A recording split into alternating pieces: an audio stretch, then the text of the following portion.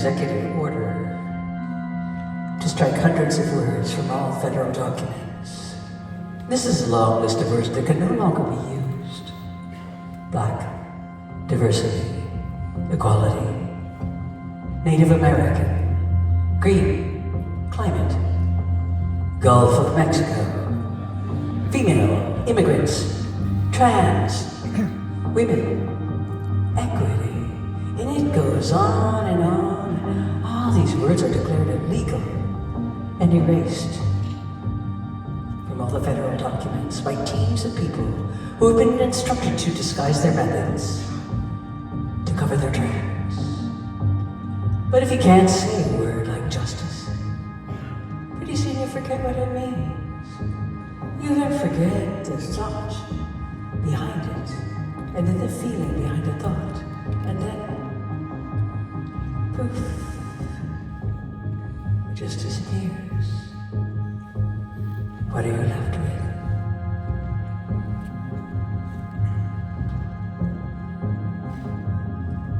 And I'm thinking of the American writer, William S. Burroughs.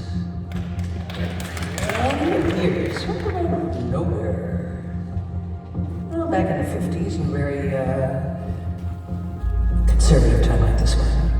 And he was like a really crazy uncle who would say whatever he felt like saying. So he would show up and people would go, okay, Uncle Bill's here, quick hide, pretend we're not here, you know, and he wrote these very dark and very funny books. And I loved him because it really made me laugh.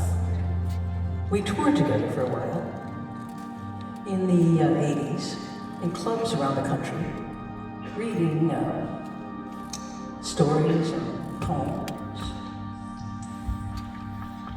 The thing about Bill was that he really loved guns, and he didn't like women.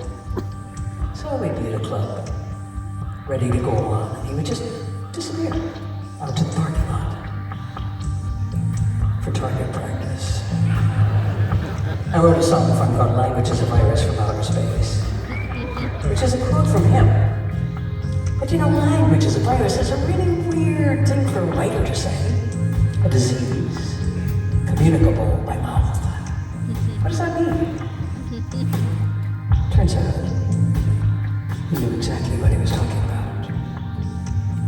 His words can be really twisted. They can go viral. Suddenly they can spiral out. They can have the opposite meaning. They can turn into spam, or what we sometimes call news. But here's the thing. Virus is also the language.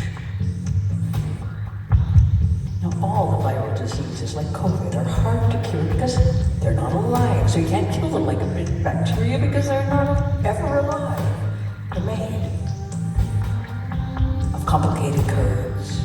A virus is called an organism at the edge of life.